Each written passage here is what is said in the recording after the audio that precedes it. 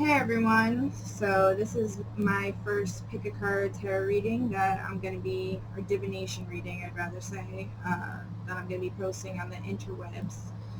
And you're going to have 3 piles to choose from, and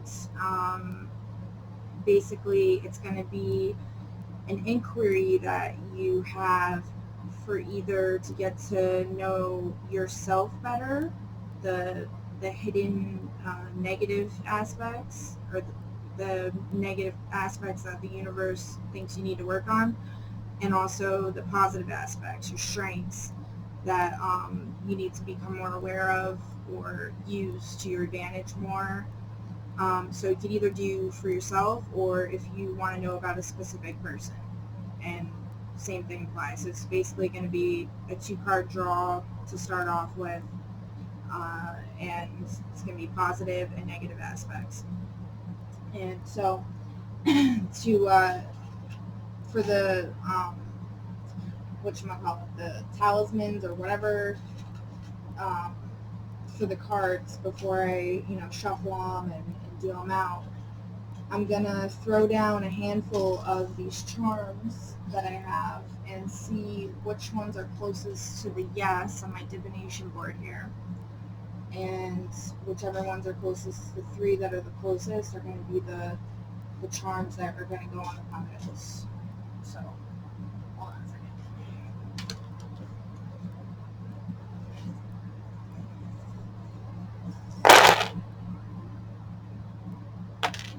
Okay.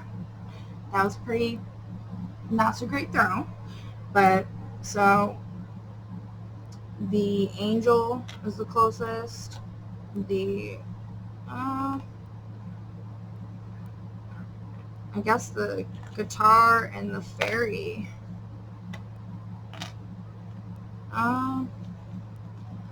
We'll throw these again and see. Yeah. So, the fairy, the guitar, and the phone. Alright. Alright, so I'm going to be starting off with my Daemon tarot deck. And just because it's, got demons in it doesn't mean it's all bad. There's a lot of good cards in here, and honestly, it's a very positive deck.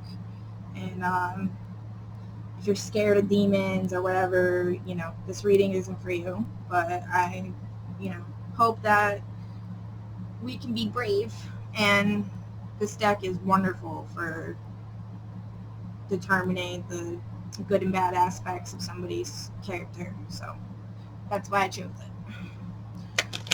So we're shuffling for pile 1, which pile 1's going to be the fairy. Okay.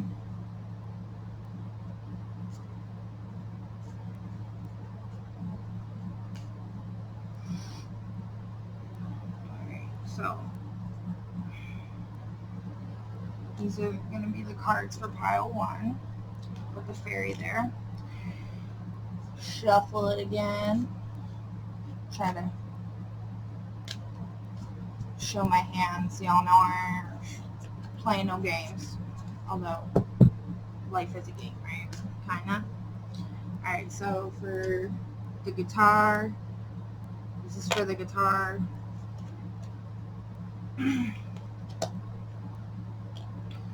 Pile 2, and then for pile 3,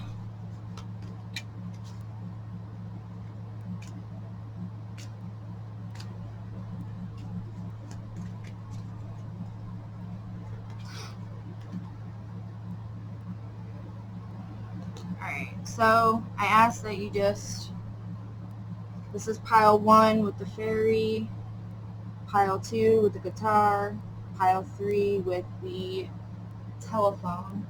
Let's see if this camera shows you a little better. Not really. That's like way worse. Alright. I gotta get me another good camera so I can do 2 angles, but the other one's my phone. It's not that great. So just basically sit and for a minute, or whatever pile first came instinctively to your mind. Choose that one, I recommend. And there will be timestamps listed below. And I'll see you at your pile. Alright, hello pile 1, who chose the fairy. See the fairy a little, get a little closer view of it. It's not really focusing, so it's just a fairy. Alright. Well, fairies are awesome, so it's not just a fairy, but come on. Alright, so you got Lechis and Ale. So this will be the positive, and this is the negative.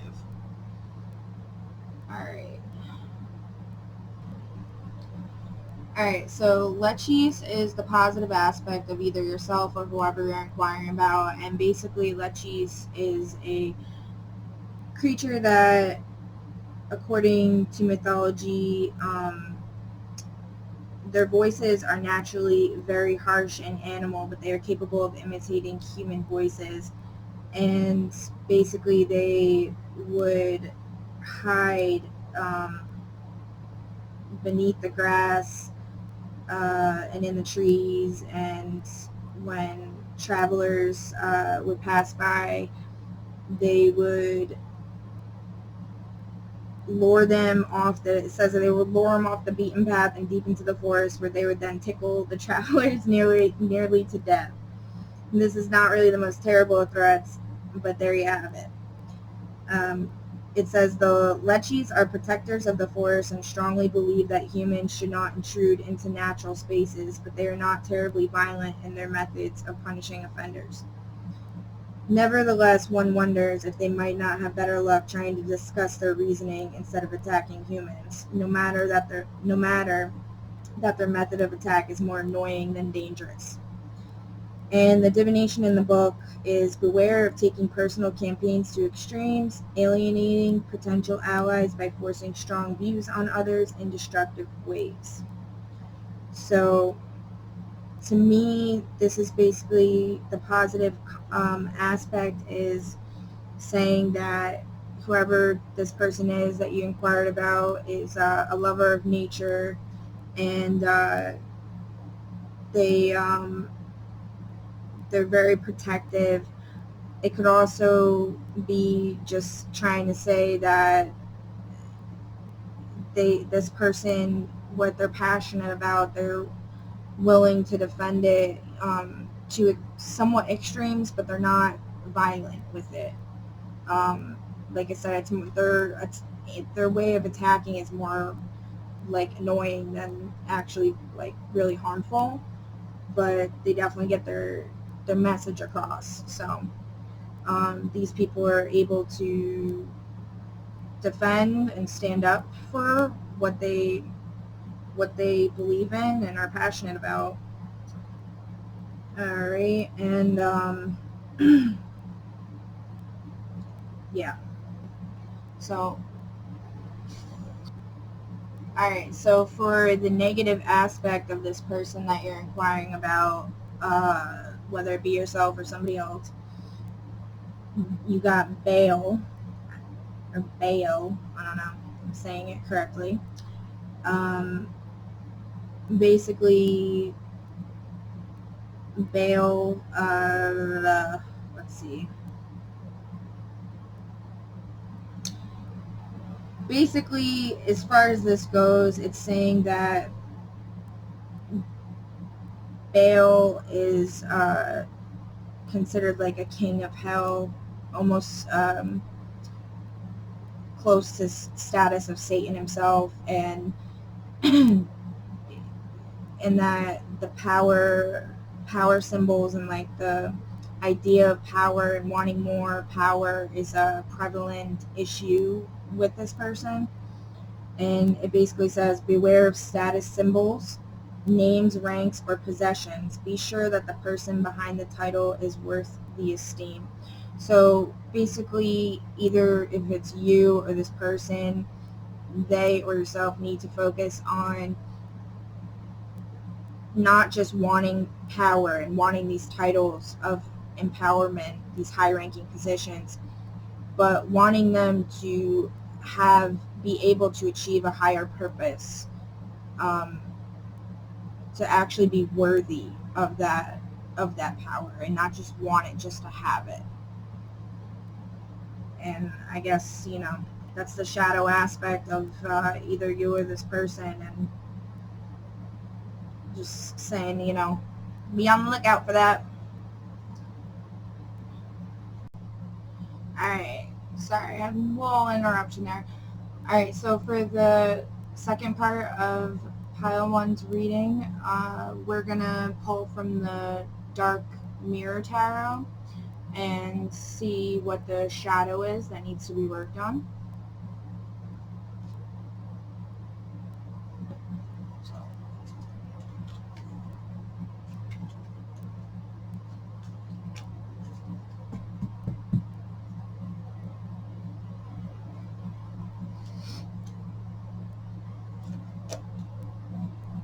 Alright, so Pile 1 got Naked Before the Stars. Alright. So what this card is saying is that either yourself or whoever you're inquiring about is in need of standing in their power without being ashamed of themselves, and owning your beauty and owning, whether it be your outer beauty is really being focused on too with this card, and seeing that your inner beauty is the most important thing, and that not to be ashamed or think bad things about your appearance or who you are, because you do have that light and that power inside of you. The stars are watching, and they like what they see. So that's the shadow card. And I just want to say, in relation to the two cards that we pulled from the Daemon deck, I feel like that is saying that you do have power, like the Baal card was saying, that you do have this desire to gain higher ranking and power status, but to make sure that it's something that you're doing, that you're gaining power of, that you're not going to abuse your power, and you're going to, be worthy of that title. And because you're naked before the stars. The stars, the gods, the universe, they're all watching you, and they can see that you are beautiful, but you need to make sure that you don't let your insecurities get to you. And also, as far as the other part of the Daemon reading with the Lechi's character, just saying that you are passionate about something, or whoever this reading is you're inquiring about is very passionate about something, possibly nature or just, something in general, and just to, in relation with the whole power symbol thing, the whole power gain, power status, don't let it get to your head where you're forcing your views on others or forcing things on others and to gain more power. Always stay true to yourself, because you're naked before the stars, and keep that beauty visible. Don't hide behind a cloak or a mask. Remain naked amongst the stars, because you are a star. We're all stars. So cheesy. Alright, so for the third and last part of this reading, I am going to roll a 6-sided die representing the 6 books that I have here. And depending on what number it lands on is the book that we're going to do for your reading. And then I'm going to roll it again 3 times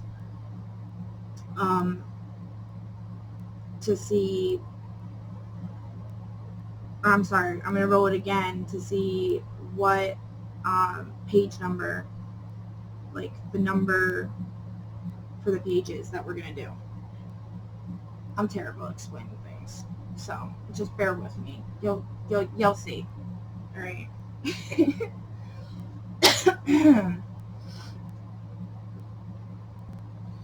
All right. To see which number book we're going to be using, we got number 5. So 1, 2, 3, 4, 5. So we got the 3 magical books of Solomon. Interesting. All right.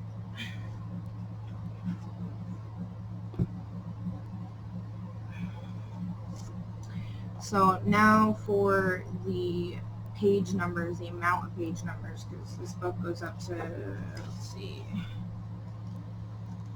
it goes into the hundreds. So we're going to try to roll for a number between 1 and 3, and until we get there, 3. Okay, so it wants to do a page in the book that's a 3-digit number.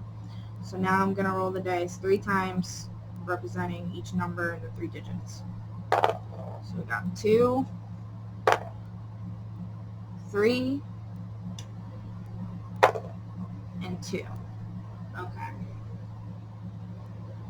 So page number 232.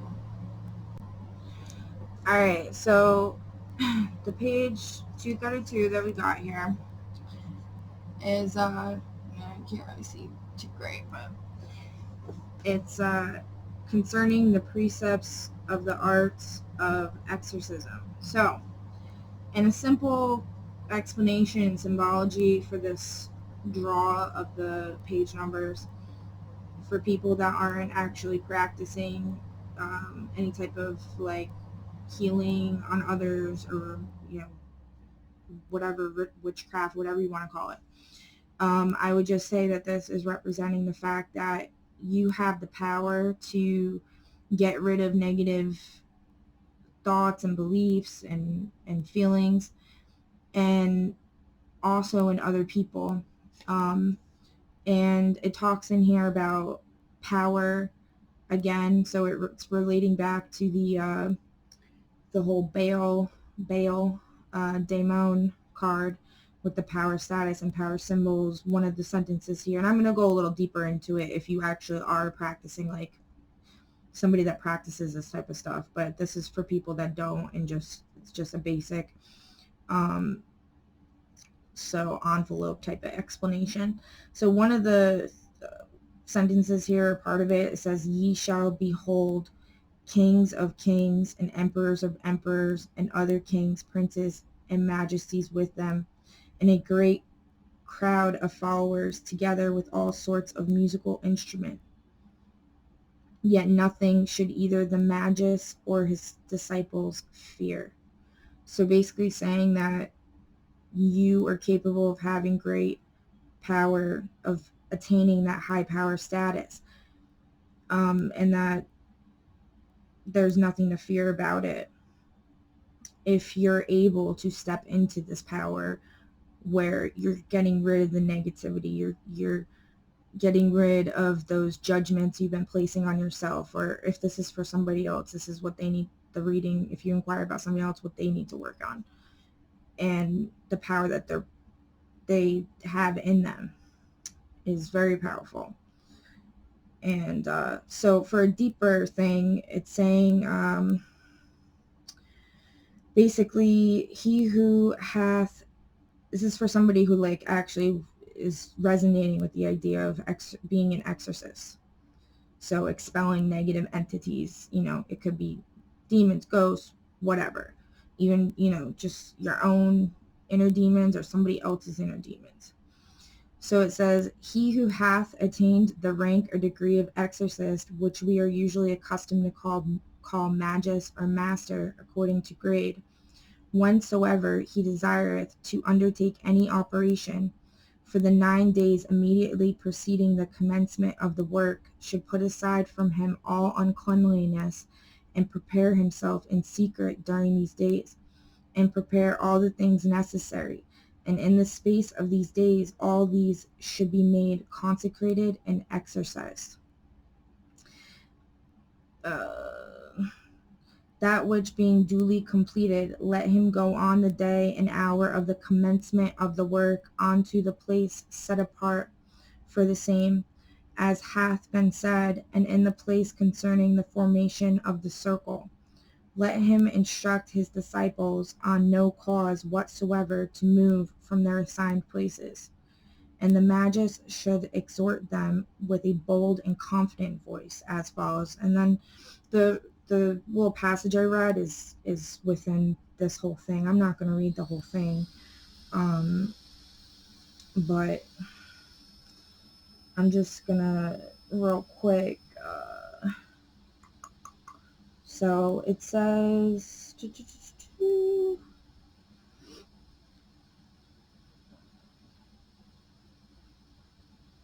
if you want to actually look into this further, send me a private message and I'll go into it deeper with you, because I'm not gonna read like the whole book. I'll probably get copyrighted for it or something. I don't know. But anyway, so yeah, I would say that whoever this person is, they definitely have a lot of power in them. They're capable of doing amazing things and actually like healing people from negative entities, healing spaces, places, things, whatever. And just own that power and don't be afraid of it or ashamed of yourself or feed into these negative thought systems, because the universe is watching you. They're aware of your power, and they, you got this, or this person's got this. So, all right, that is gonna be it, pile 1 for you guys. I hope you resonated with this reading and it helped you in some way. And like I said, if you want further clarity, feel free to message me. I do private readings too. So, all right. Namaste. All right. Hello, pile 2. So pile 2 shows the telephone, I believe. Hold on a second. Yeah, I don't know. I might have put the piles back opposite. It might have been the guitar one that's second, but regardless, I'll figure it out and I'll timestamp it properly. Anyway, so this one is the card, whoever chose the telephone. I'm going to call you pile 2. All right, so somebody's got a message for you. You might get a phone call from somebody after this, if it's for somebody else that you're inquiring about. If it's for yourself, I'm sure it will make sense once we go along. So for the positive aspect, we got Malthus, and for the negative, we got Buffonite. Now, just so you know, because, I'm familiar with most of these cards very well, Buffonite is definitely not really negative, but we'll get into that. So, what it could be trying to tell you about the negative. A lot of the cards in this deck actually aren't like, evil and malevolent. Like, they're not all like demons trying to kill your family. Like, it's not like that. So, just trying to make that clear. All right. So, for the positive aspect of this person, or if you're inquiring about even yourself, it's saying that Malthus's specialty is that of architecture and engineering. Not only can he assist those who summon him with building towers and walls.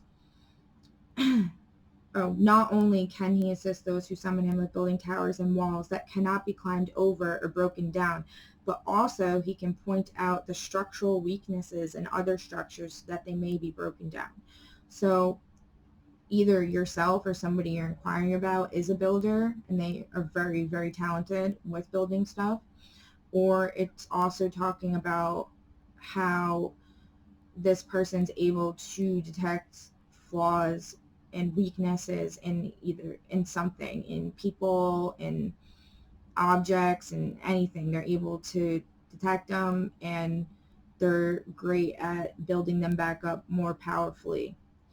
So I'd say that's a very, very good gift to have, a very good positive. It also says that Malthus is gifted at finding capable workers and good familiars for those who summon him. Familiars are perhaps less useful in our everyday lives, but a strongly structured company requires a foundation of good workers. So we see that Malthus's skills at building are not only with wood and stone, but also with people. There you go. So that's basically what I just said. And so maybe you or somebody else is thinking about starting your own business, and or you are a business owner, and it's basically saying that you or this person is very talented at finding people to work for you that are capable and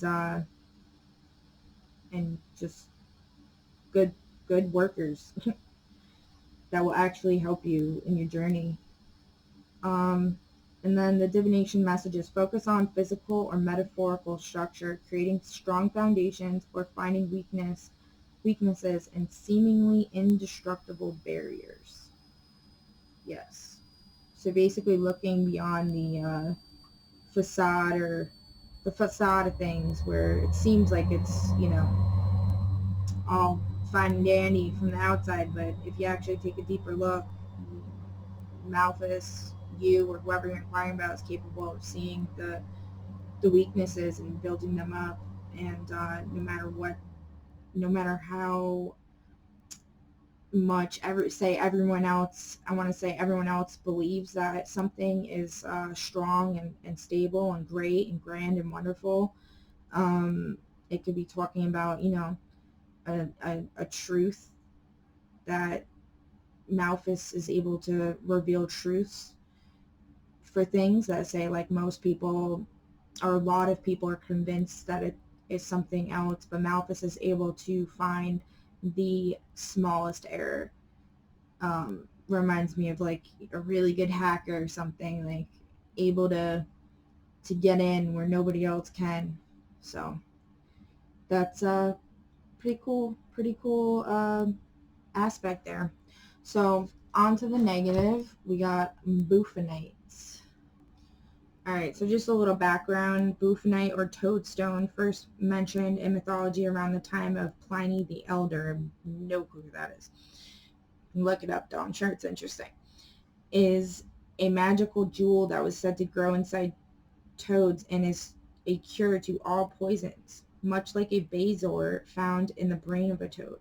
Like bezoar, there is no scientific basis for the belief that Bufonite was any sort of antidote, but jewelry was created from gems supposedly harvested from toads to ward against ills. Okay.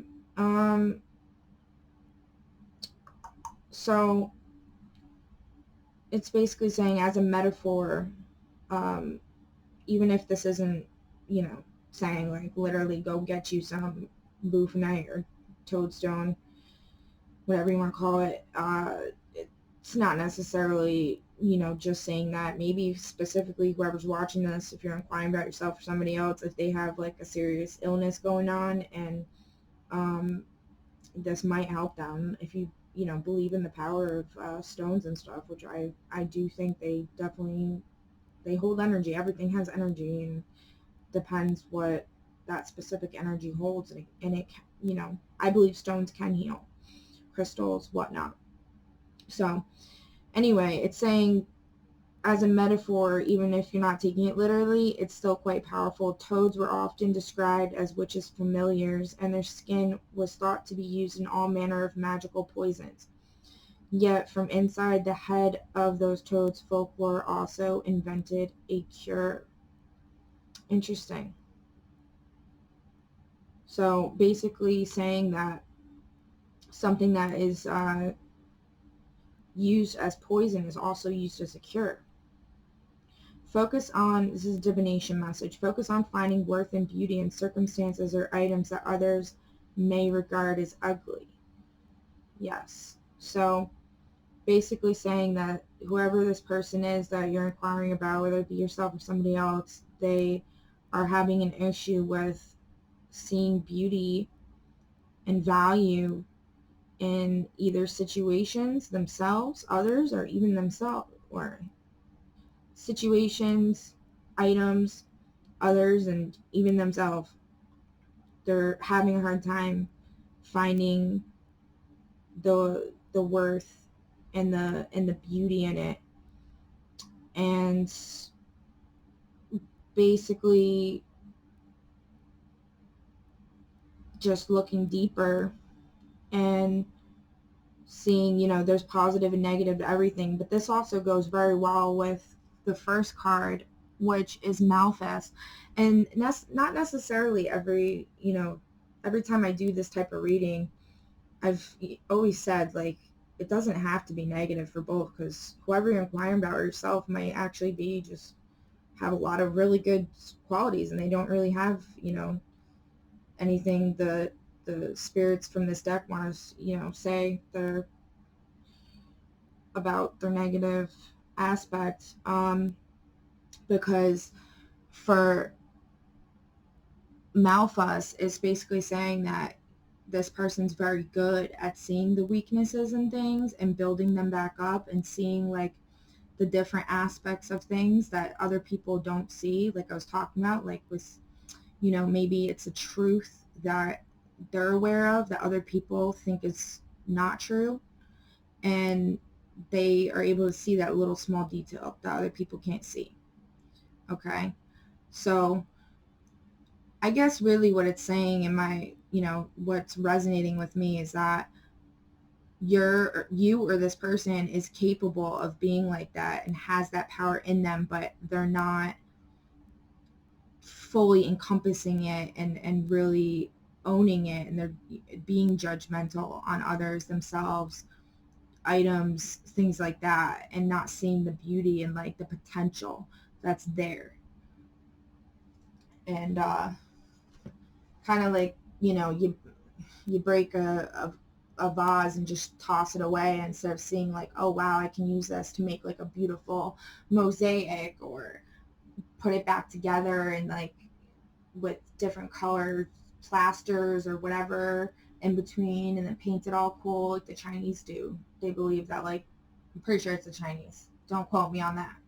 But I know it's like a thing where to have broken objects, it's considered bad luck, but to fix them and actually make them like even more beautiful than they already were, that's, like the best luck you'll ever have. So just saying, own that. Like, you have that power in you, own it.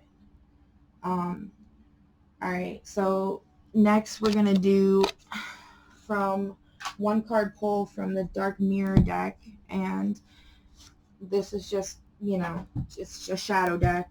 And again, just like the demo, not all the cards are really that bad, but it's just going to be something you or this person needs to work on. So, shuffle. Shuffle, shuffle, shuffle.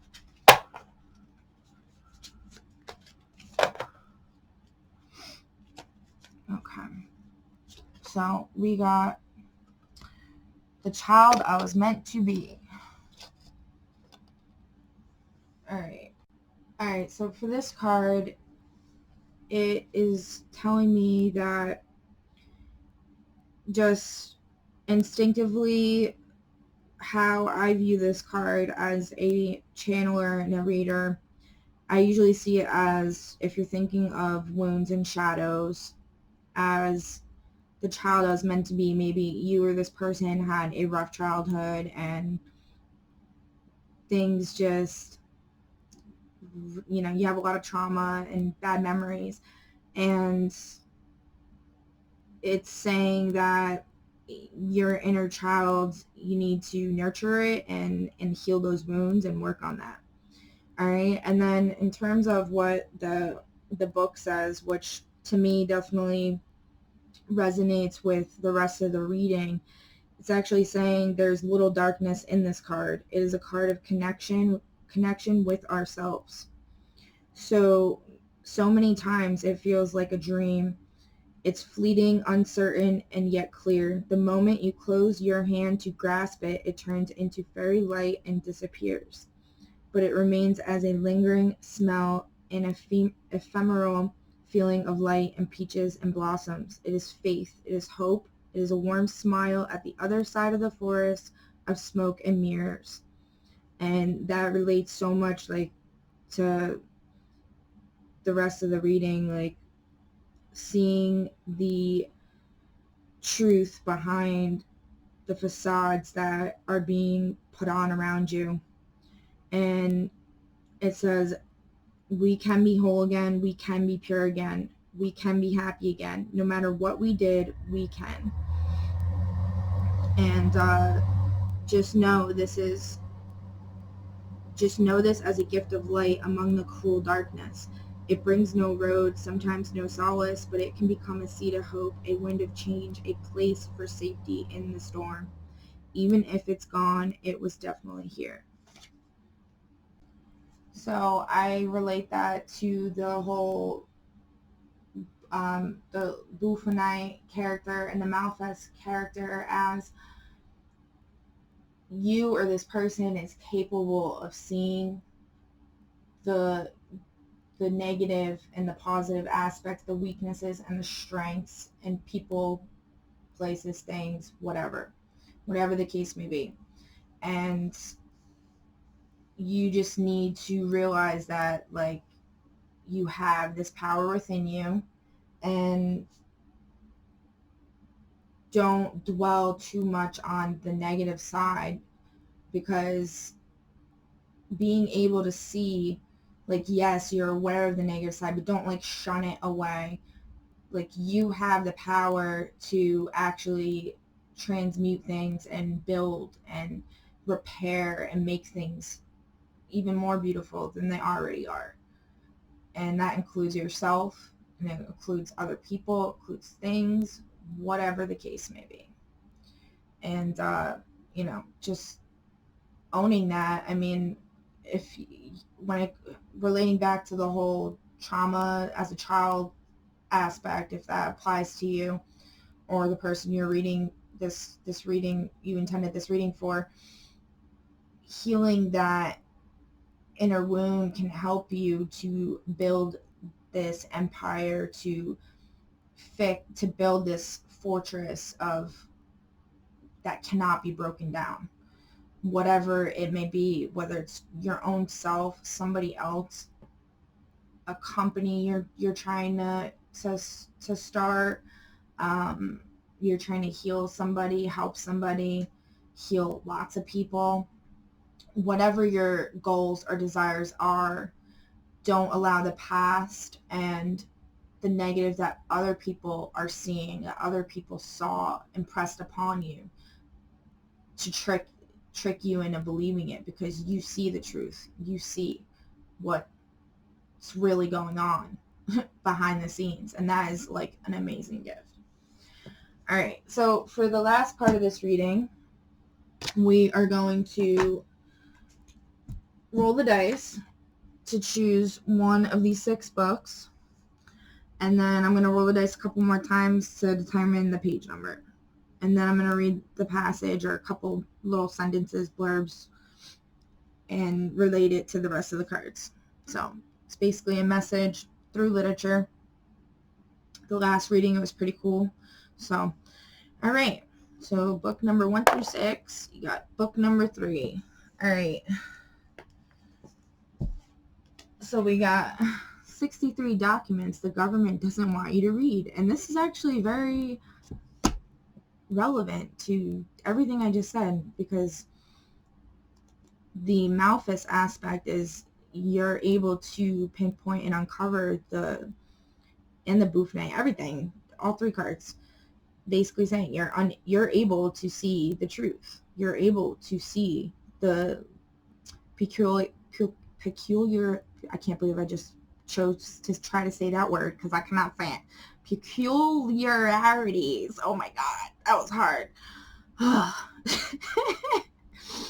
The little details that other people don't pick up. Okay, you're able to see that. So now we're gonna roll the dice and see, because this book goes into the hundreds, so we're gonna try to get a 1, 2, or 3, and that's gonna determine what set of page numbers. And then we're going to roll again for the specific page numbers. So we got a 1. All right. So it's a single digit number. And then we're going to do page number 5. All right. Hopefully that's not like the... All right. No, we're good. We're good. I'm a little worried that it might be the contents, table of contents, and be in trouble. Well, we would just have to roll again, but that's okay. So we got the page about the virus machine. I just said machine. Vaccine. I'm doing swell with enunciating and saying proper words right now. Bear with me, please. All right. So page 5 is a document on the Moderna vaccine, and this is definitely a very sticky subject for people. So if you are just don't want to hear nothing about the vaccine and this doesn't resonate with you, this isn't for you. But I mean, if you're doing this for somebody else, they're probably interested in this, and I don't know, it could have something to do with just even saying, like, you know, yeah, I don't know. I don't want to put any fear-based mumbo jumbo out there because I have my own opinions on things. But anyway, so basically this is saying that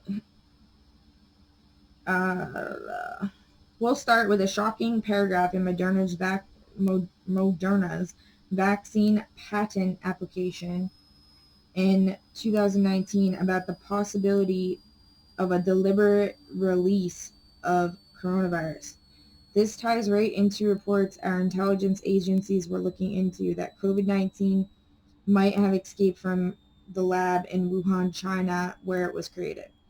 The main document about Moderna looks at the fact that the company never revealed any of the grant money it was receiving from the Pentagon's Defense Advanced Research Project Agency, DARPA. The RNA vaccine it's developing has never been made before, and guess what? It's designed to alter your genes. So, I'm going to just...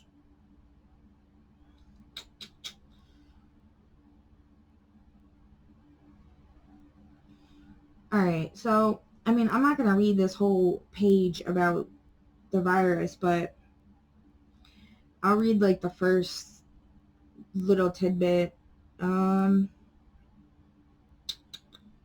So it's saying background. Respiratory disease is a medical term that encompasses pathological conditions affecting the organs and tissues that make gas exchange possible in higher organisms, and includes conditions of the upper respiratory tract, trachea, bronchi, bronchioles, alveoli, pleura, and pleural cavity, and the nerves and muscles of breathing. Respiratory diseases range from mild and self-limiting, such as the common cold, to life-threatening entities like bacterial pneumonia, pulmonary embolism, acute asthma, and lung cancer. Respiratory disease is a common and significant cause of illness and death around the world. In the U.S., approximately 1 billion common colds occur each year. Blah, blah, blah. Okay. So, the human metapneumovirus is a negative sense single-stranded RNA virus of the genus. Okay, I'm not going to go into all this, but all right, basically this is a document that actually is from the company Moderna, and it's apparently saying how it's from 2019, so before all this even happened, which is very, very sus. All right, and talking about the possibility of deliberate release of coronavirus. I mean, I heard about this respiratory virus situation, not specifically coronavirus, but that there was going to be a respiratory virus that was resistant to antibiotics, and most forms of treatments released somewhere in the Middle East. I heard that like probably 7 years ago. It was like 2012, something like that. So honestly, this whole thing was really no surprise to me. But anyway, So if you guys are interested in hearing more about this, I'll be happy to send you a picture of this. Just send me a private message and I will do that for you. And if you want to try to inquire further about either yourself or somebody else or a totally different thing, I do private readings as well. And but yeah, in a metaphorical sense, I believe this page was definitely brought up because whether it be you or somebody else you're inquiring about, they're capable of seeing the truth that other people can't see, and it can have a lot like to do with like their calling is like social justice, health issues, lies that are being told, things like that. Because I mean, this book it uncovers a lot, and it's crazy. It's like actual documents, so that people just aren't too savvy to be able to look up themselves. But it's all legit. So, all right. I hope that resonated with you. Pile 2, if this is pile 2, the phone one. Like I said, I'm not sure if I switch them around, but regardless, yeah, definitely private message me if you want a private reading, a personal reading, and namaste. All right, pile 3 or 2. I'm not sure if I mixed up the piles. I just got done explaining in the second one. But whoever picked the guitar, all right, this is your pile. So somebody, whether it's yourself or somebody else you're inquiring about, maybe they like music, that's why you're drawn to this pile.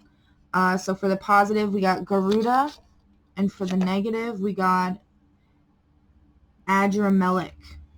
Okay.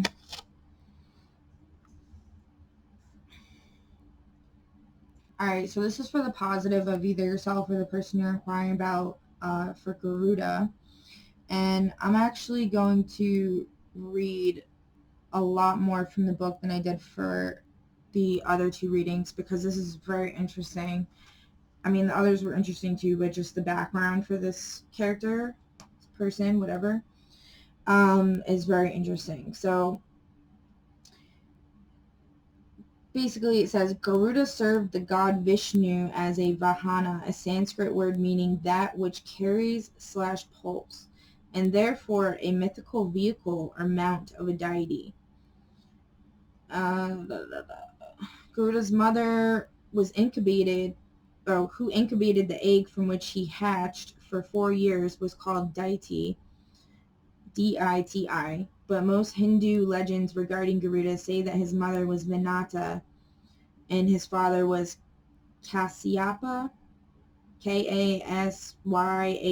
If you want to look it up, I don't know, whatever. Anyway, so there are several different versions of the story of how Garuda came to be the mount of Vishnu. Some traditions state that owing to Garuda's great size when he was born, he was so hungry that he went on several quests trying to find enough food.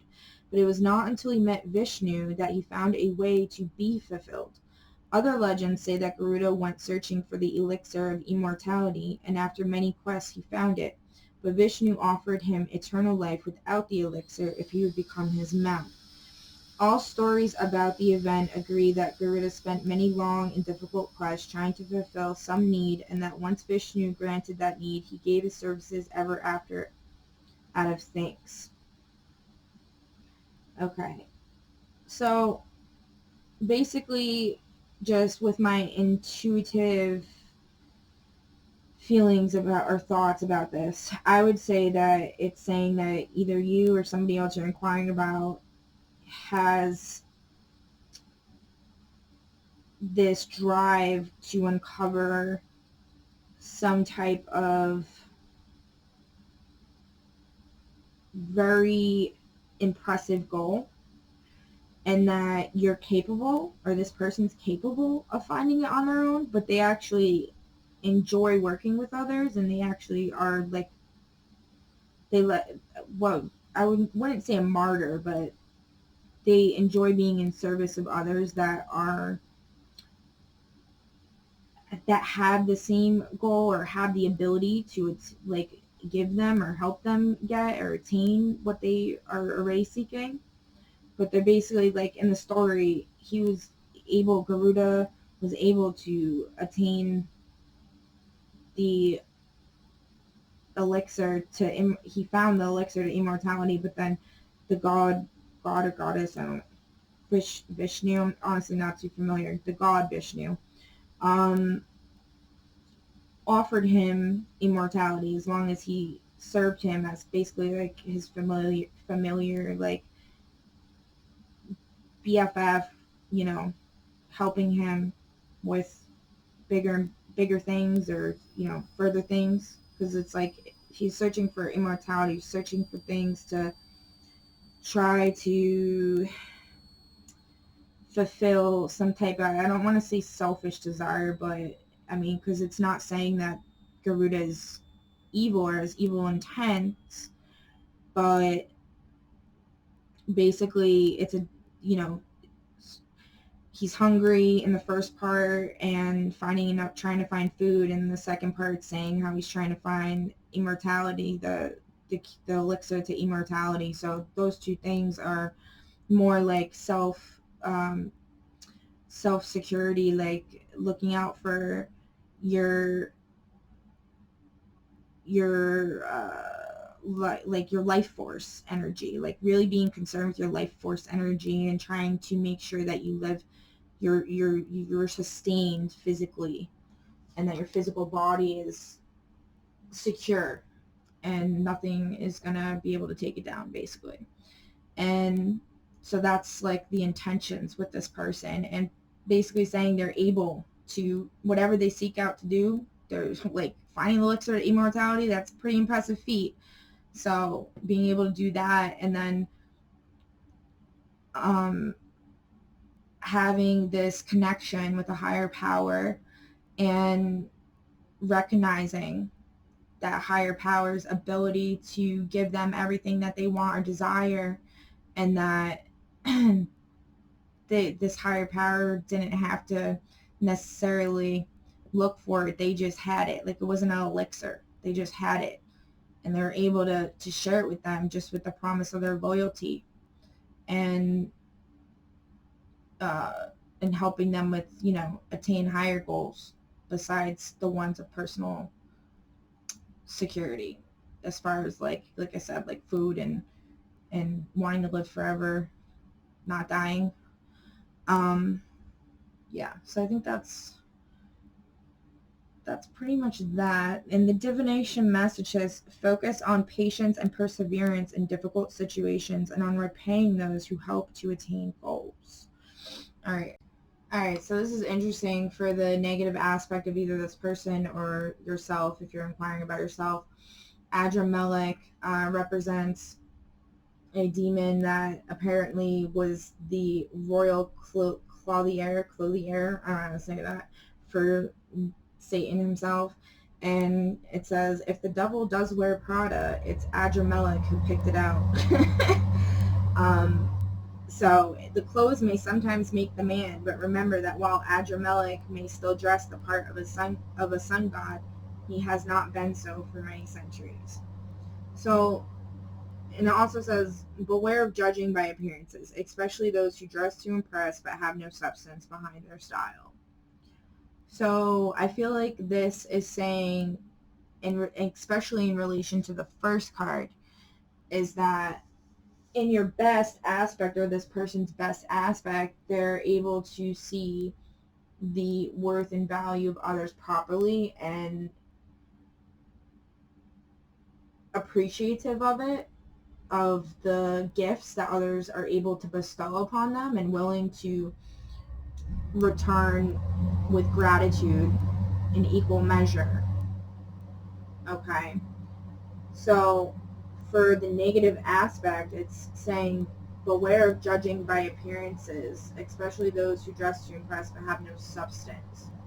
So admiring or looking for somebody that's in a position of power, don't just think like, oh, they're powerful and I want to serve them because they have a high ranking status in society, or they make a lot of money, or they dress really nice, so they're very stylish, so like they must be worthy of for me to follow, and they can help give me whatever. It's saying like, make sure that, if you or this person is someone who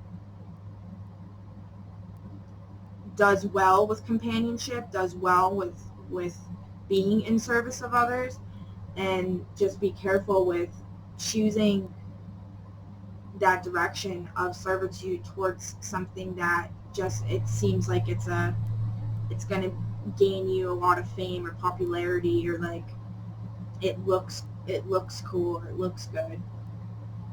But actually make sure that it is good and there's substance behind it. Okay? Be like, Aladdin, the diamond in the rough. You gotta find that diamond in the rough, man. Don't be like Jafar though, who's like, oh my god. Yeah, no. So, alright. So next we're gonna do from the Dark Mirror deck.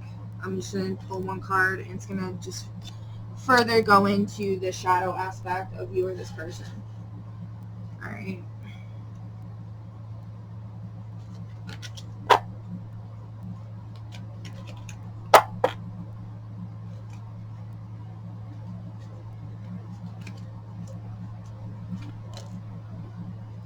Alright, so you or this person got fragmentation.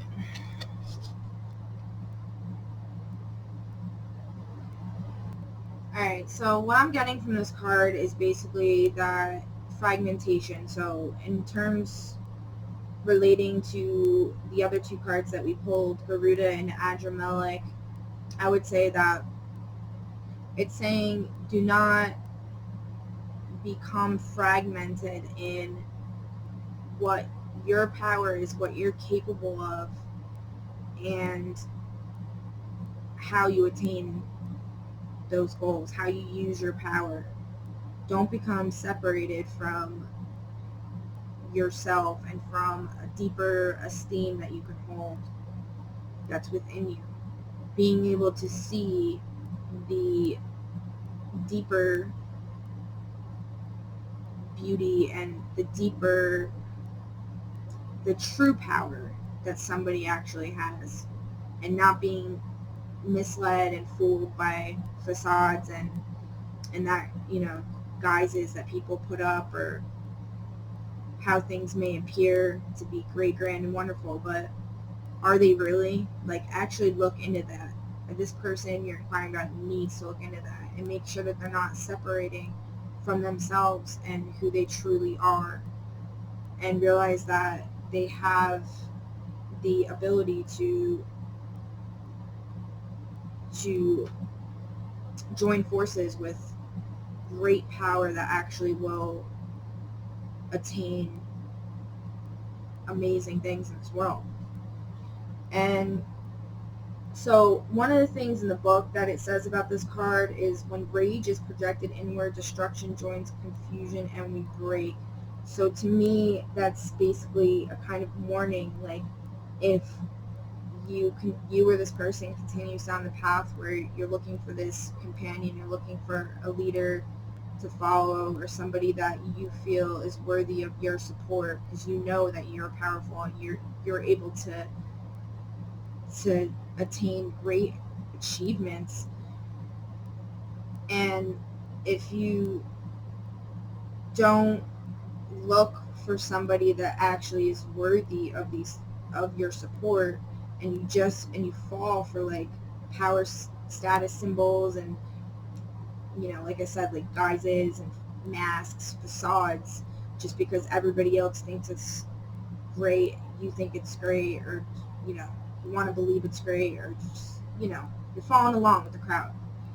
And if you do continue to go down that path, you're going to be filled with anger, and it's going to create a lot of confusion. It's going to fragment you. It's going to separate you. You're separating yourself from your true nature, and it's going to cause you to have a severe disruption. So no matter what, if you go down the wrong path, it's not going to end pretty. So, I mean, you could think like, oh, it's whatever. I'll just I'll be okay. I don't care, but you really do care. That's the problem. You really do care, and it's not you to be in that way. Okay. So now for the next part of the reading, this is the last part. I'm gonna roll the dice, and it's gonna determine which book we're gonna read a little passage from, and then I'm gonna roll it again, or 2 more times, and it's gonna tell me the page number. All right. So yeah, book number 5. So the 3 magical books of Solomon. All right, a book wants to be talked about tonight. It's the second. Pile 1 got that as well. All right, and since there's like 300 pages in here, so we're gonna try to get a number between 1 and 3 to tell us which set to determine further.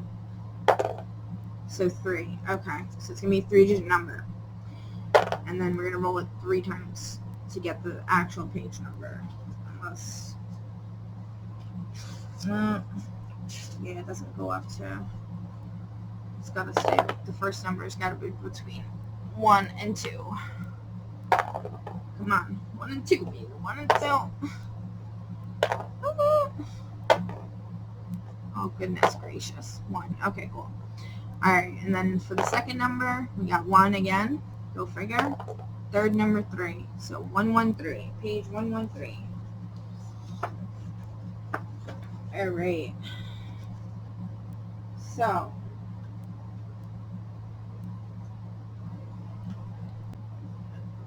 this passage is called the Key of Solomon. It says translated into Latin from the Hebrew idiom. And I'm actually just going to read the whole page. If you're not into actually practicing magic or anything deeper with magic, feel free to skip over my explanation, and then I'm just going to explain,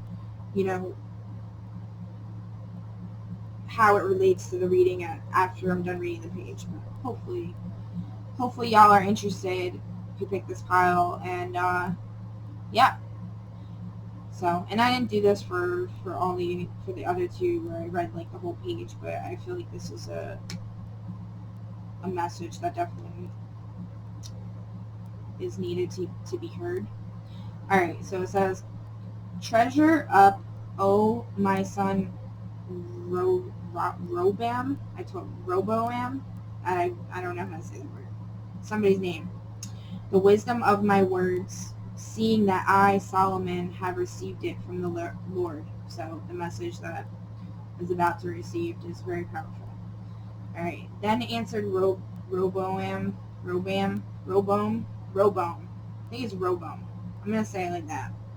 And said, how have I deserved to follow the example of my father Solomon in such things, who hath been found worthy to receive the knowledge of all living things through the teaching of an angel of God? So that actually applies very heavily to the rest of the reading, in saying that this person, whether it be you or yourself, inquiring about this message, feels like, or they could feel like, they're unworthy of actually partnering up or serving under somebody who's actually like this powerful being that's worthy of esteem. They don't feel worthy, so that's why they're choosing instinctively to go towards somebody that just appears to be this great thing. I think I used it in the other reading. I don't know why. I watched the movie recently, and one of my favorite, or the only astrologer I follow, mentioned it, so it kind of brought it to my mind. The whole diamond in the rough with the Aladdin thing. They didn't say anything about that. They were talking about the movie. But anyway, basically just saying like that diamond in the rough, like looking for it, being worthy to enter that cave, right? The lion's cave. All right, so, and Solomon said, hear, O my son, and receive my sayings, and learn the wonders of God. For on a certain night, when I laid me down to sleep, I called upon the most holy name of God. And it says, I in all capitals, and prayed for the ineffable wisdom. And when I was beginning to close mine eyes, the angel of the Lord, even Hamadiel, appeared unto me, spake many things courteously unto me, and said, and courteously, so like basically Solomon is this power that this person or yourself is looking up to, right? Represents that, and even this person looks up to even higher power, which is God, source energy, love, the universe. So that's where true power comes from. Da, da, da, da. So listen, O Solomon, thy prayer before the Most High is not in vain, and since thou hast asked neither for long life nor for much riches. It's funny, it says, because they never asked for long life, and in the first part it was saying that uh, what is it, Garuda was searching for immortality. It's interesting. Because you have not asked neither for long life nor for much riches nor for the souls of thine enemies, but hast asked for thyself wisdom to perform justice. Thus saith the Lord, according to thy word have I given unto thee a wise and understanding heart, so that before thee was none like unto thee, nor ever shall arise. And when I comprehended the speech which was made unto me, I understood that in me was the knowledge of all creatures, both things which are in the heavens and things which are beneath the heavens. And I saw that all the writings and wisdom of this present age were vain and futile, and that no man was perfect. And I composed a certain work, and again that like relates totally to the other card, which is the negative, right? Adramilic, seeing the true worth of someone. And it's saying, I saw all the writings and wisdom of this present age were vain and futile, and that no man was perfect. So not holding someone up on this pedestal that really isn't worth it. Unless they're with God, truly, like have that divine love and power in them, they're not worth serving or listening to.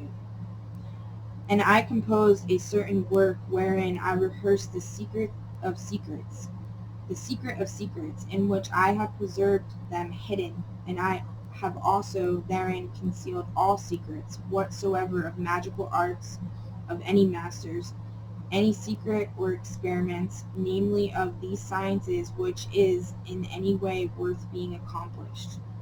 Also I have written them in this key, so that like as a key openeth a treasure house, so this key alone may open the knowledge and understanding of magical arts and sciences. Therefore, O my son, thou mayest see every experiment of mine or of others, and let everything be properly prepared for them, as thou shalt see properly set down by me, both day and hour, and all things necessary, for without this there will be but falsehood and vanity in my work, wherein are wherein are hidden all secrets and mysteries which can be performed, and that which is set down concerning a single divination or a single experiment, that same I think concerning all things which are in the universe, and which have been, and which shall be in future time. And so, to me, that's saying that you have, or this person has, this power in them to really receive great blessings through seeing where true power actually lies. And true power actually lies with the divine, with the Lord, with the universe, with love, right? If you don't believe in any of those things, with love. And love is very powerful. And having good intentions and realizing that you or this person is very powerful and capable of attaining anything they set out to do, but as long as it's backed up by divinity, by seeking justice, as it said, right? I'm going to read that part again. Thy prayer before the Most High is not in vain, and since thou hast asked neither for a long life, nor for much riches, nor for the souls of thine enemies, but hast asked for thyself wisdom to perform justice. That is like very powerful. So seeking somebody that, or seeking that part of yourself, even, it doesn't even have to be somebody else. You don't have to be just serving a higher power, a higher purpose. You don't have to have a partner or something like that. You can have it within yourself. You can have that power as long as you're seeking it from a heart of purity that wants to attain true justice, that's seeking true justice for whatever cause you're brought into, that's brought to the light for you, that you're drawn to helping. Okay, so that is your messages, pile 3. And if you would like to hear further about this book that we chose here in the rest of this little chapter, feel free to private message me, and I'll definitely go in a little deeper with you. I also do private readings, so if you would like one from me, I have, several other tricks up my sleeve. So, and then eventually I will be posting another reading. I just, it's going to take a little bit, probably. We'll see how this one goes with people, if they enjoy it. And I hope this resonated with you and actually helped you in any way. That'd be great. All right. Namaste.